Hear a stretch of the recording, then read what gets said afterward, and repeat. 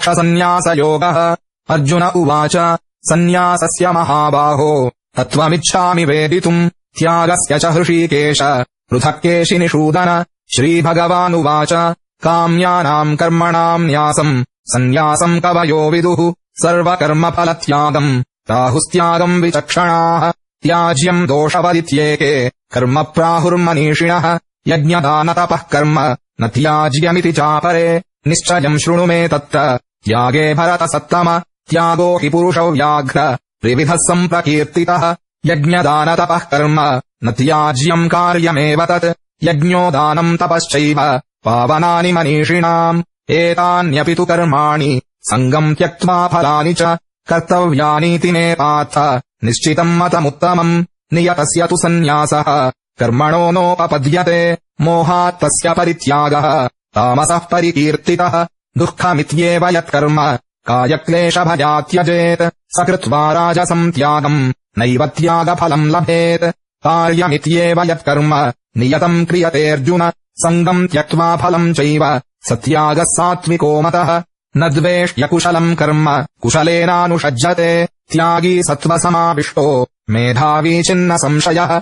न हि देहभृता शक्यम् त्यक्तुम् कर्माण्यशेषतः यस्तु कर्मफलत्यागी स त्यागीत्यभिधीयते। अनिष्टमिष्टम् मिश्रम् च त्रिविधम् कर्मणः फलम् भवत्यत्यागिनाम् प्रेत्य न तु सन्न्यासिनाम् क्वचित्। पञ्चैतानि महाबाहो कारणानि निबोध मे साङ्ख्ये कृतान्ते प्रोक्तानि सिद्धये सर्वकर्मणाम्। अधिष्ठानम् तथा कर्ता करणम् च पृथग्विधम् विविधाश्च पृथक् चेष्टाः दैवम् चैवात्र पञ्चमम्। शरीरवाङ्मनोभिर्यत् कर्म प्रारभते नरः न्याय्यम् वा विपरीतम् वा पञ्चैते तस्य हेतवः। तत्रैवम् सति कर्तारम् आत्मानम् केवलम् तु यः पश्यत्यकृतबुद्धित्वात् न स पश्यति दुर्मतिः। यस्य नाहम् कृतो भावः बुद्धिर्यस्य न लिप्यते हत्वापि स इमाल्लोकान् न हन्ति न निबध्यते। ज्ञानम् ज्ञेयम् परिज्ञाता त्रिविधा कर्म चोदना करणम् कर्म कर्तेति त्रिविधः कर्म सङ्ग्रहः। ज्ञानम् कर्म च कर्ता च त्रिधैव गुणभेदतः प्रोच्यते गुणसङ्ख्याने यथावच्छृणुतान्यपि। सर्वभूतेषु येनैकम् भावमव्ययमीक्षते अविभक्तम् विभक्तेषु तज्ज्ञानम् विद्धि सात्विकम्। पृथक्त्वेन तु यज्ज्ञानम् नानाभावान् पृथग्विधान् वेत्ति सर्वेषु भूतेषु तज्ज्ञानम् विद्धि राजसम्।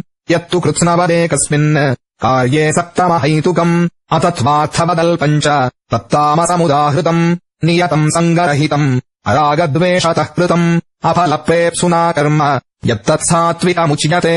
यत्तु कामेप्सुना कर्म साहङ्कारेण वा पुनः क्रियते बहुलायासम् तद्राजसमुदाहृतम्।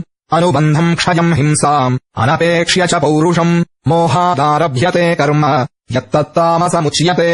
मुक्तसङ्गो नहम् वादी धृत्युत्साहसमन्वितः सिद्ध्यसिद्ध्योर्निर्विकारः कर्ता सात्विक उच्यते। रागी कर्मफलप्रेप्सुः लुब्धो हिंसात्मको शुचिः हर्षशोकान्वितः कर्ता राजसः परिकीर्तितः। अयुक्तः प्राकृतस्तब्धः शठो नैष्कृतिको रसः विषादी दीर्घसूत्री च कर्ता तामस उच्यते। बुद्धेर्भेदम् धृतेश्चैव गुणतस्त्रिविधम् शृणु प्रोच्यमानमशेषेण पृथक्त्वेन धनञ्जय। प्रवृत्तिम् च निवृत्तिम् च कार्याकार्ये भयाभये बन्धम् मोक्षम् च या वेत्ति बुद्धिः सा पार्थ सात्विकी। यया धर्ममधर्मम् च कार्यम् च कार्यमेव च अयथावत् प्रजानाति बुद्धिः सा पार्थ राजसी। अधर्मम् धर्ममिति या मन्यते तमसावृता सर्वार्थान् विपरीतांश्च बुद्धिः सा पार्थ तामसी। धृत्या जया धारयते मनः प्राणेन्द्रियक्रियाः योगेनाव्यभिचारिण्या धृतिः सा पार्थ सात्विकी। यया तु धर्मकामार्थान् धृत्या धारयतेऽर्जुन प्रसङ्गेन फलाकाङ्क्षी धृतिः सा पार्थ राजसी। यया स्वप्नम् भयम् शोकम् विषादम् मदमेव च न विमुञ्चति दुर्मेधाः धृतिः सा तामसी मता।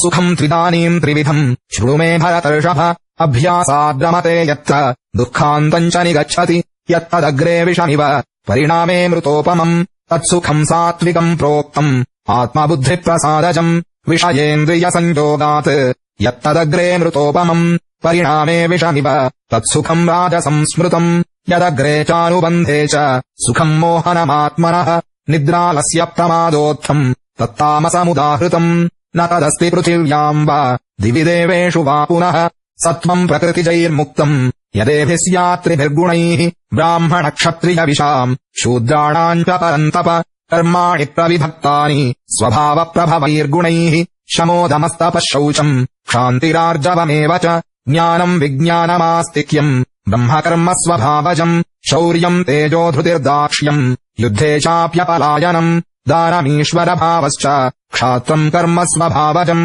ऋषिगौरक्ष्यवाणिज्यम् वैश्यकर्म स्वभावजम् परिचर्यात्मकम् कर्म शूद्रस्यापि स्वभावजम् स्वे स्वे कर्मण्यभिरतः संसिद्धिम् लभते नरः स्वकर्मनिरतः सिद्धिम् यथा विन्दति तच्छृणु यतः प्रवृत्तिर्भूतानाम् येन सर्वमिदम् ततम् स्वकर्मणा तमभ्यर्च्य सिद्धिम् विन्दति मानवः श्रेयान् स्वधर्मो विगुणः परधर्मात् स्वनुष्ठितात् स्वभावनियतम् कर्म कुर्वन्नाप्नोति किल्बिषम् सहजम् कर्म कौन्तेय सदोषमपि न त्यजेत् सर्वारम्भा हि दोषेण धूमेनाग्निरिवावृताः असक्तबुद्धिः सर्वत्र जितात्मा विगतस्पृहः नैष्कर्म्यसिद्धिम् परमाम् सन्न्यासेनाधिगच्छति सिद्धिम् प्राप्तो यथा ब्रह्म तथाप्नोति निबोध मे समासेनैव कौन्तेय निष्ठा ज्ञानस्य या परा बुद्ध्या विशुद्धया युक्तः धृत्यात्मानम् नियम्य च शब्दादीन् विषयान् त्यक्त्वा रागद्वेषौ व्युदस्य च विविक्तसेवी लघ्वाशी यतवाक्कायमानसः ध्यानयोगपरो नित्यम् वैराग्यम् समुपाश्रितः अहङ्कारम् बलम् दर्पम् कामम् क्रोधम् परिग्रहम् विमुच्य निर्ममः शान्तः ब्रह्मभूयाय कल्पते ब्रह्मभूतः प्रसन्नात्मा न शोचति न काङ्क्षति समः सर्वेषु भूतेषु मद्भक्तिम् लभते पराम् भक्त्या मामभिजानाति यावान्यश्चास्मि तत्त्वतः ततो माम् तत्त्वतो ज्ञात्वा विशते तदनन्तरम् सर्वकर्माण्यपि सदा कुर्वाणो मद्व्यपाश्रयः मत्प्रसादादवाप्नोति शाश्वतम् पदमव्ययम् चेतसा सर्वकर्माणि मयि सन्न्यस्य मत्परः बुद्धियोगमुपाश्रित्य मच्चित्तः सततम् भव मच्चित्तः सर्वदुर्गाणि मत्प्रसादात् तरिष्यसि अथ चेत्त्वमहङ्कारात् न श्रोष्यसि विनङ्क्ष्यसि यदहङ्कारमाश्रित्य न जोत्स्य इति मन्यसे मिथ्यैष व्यवसायस्ते प्रकृतिस्त्वाम् नियोक्ष्यति स्वभावजेन कौन्तेय निबद्धस्वेन कर्मणा कर्तुम् नेच्छसि यन्मोहात् करिष्यस्य वशोऽपि तत् ईश्वरः सर्वभूतानाम् हृद्देशेऽर्जुन तिष्ठति भ्रामयन् सर्वभूतानि यन्त्रारूढानि मायया तमेव शरणम् गच्छ सर्वभावेन भारत तत्प्रसादात् पराम् शान्तिम् स्थानम् प्राप्स्यसि शाश्वतम् इति ते ज्ञानमाख्यातम् गुह्याद्गुह्यतरम् मया विमृश्यैतदशेषेण यथेच्छसि तथा कुरु सर्वगुह्यतमम् भूयः शृणु मे परमम् वचः इष्टोऽसि मे दृढमिति ततो वक्ष्यामि ते हितम् मन्मना भव मद्भक्तः मद्याजी माम् नमस्कुरु मामे वैष्यसि सत्यन्ते प्रतिजाने प्रियोऽसि मे सर्वधर्मान् परित्यज्य मामेकम् शरणम् व्रज अहम् त्वा सर्वपापेभ्यः मोक्षयिष्यामि मा शुचः इदम् ते नातपस्काय नाभक्ताय कदाचन न चाशुश्रूषवे वाच्यम् न च माम् योऽभ्यसूयति य इमम् परमम् गुह्यम् मद्भक्तेष्वभिधास्यति भक्तिम् मयि पराम् कृत्वा मामे वैष्यत्य संशयः न च तस्मान्मनुष्येषु कश्चिन्मे प्रियकृत्तमः भविता न च मे तस्मात् अन्यः प्रियतरो भुवि अधियेष्यते च य इमम् धर्म्यम् संवादमावयोः ज्ञानयज्ञेन तेनाहम् इष्टस्यामिति मे मतिः श्रद्धावानरसूयश्च शृणुयादपि यो नरः सोऽपि मुक्तः शुभाल्लोकान् प्राप्नुयात् पुण्यकर्मणाम् कच्चिदेतच्छ्रुतम् पार्थ त्वयैकाग्रेण चेतसा कच्चिदज्ञानसम्मोहः प्रणष्टस्ते धनञ्जय अर्जुन उवाच नष्टो मोहस्मृतिर्लब्धा त्वत्प्रसादान्मयाच्युत स्थितोऽस्मि गतसन्देहः करिष्ये वचनम् तव सञ्जय उवाच इत्यहम् वासुदेवस्य पार्थस्य च महात्मनः संवादमिमम श्रौषम् अद्भुतम् रोमहर्षणम् व्यासप्रसादाच्छ्रुतवान् इमम् गुह्यतमम् परम् योगम् योगेश्वरात् कृष्णात् साक्षात् कथयत स्वयम् राजन् संस्मृत्य संवादमिममद्भुतम्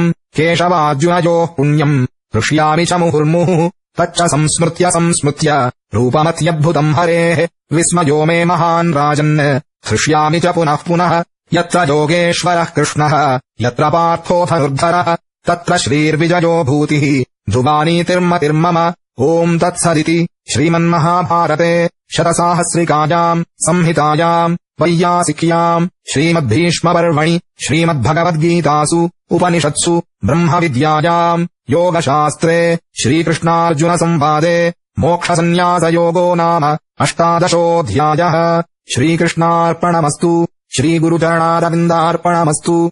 ओम् तत्सत्।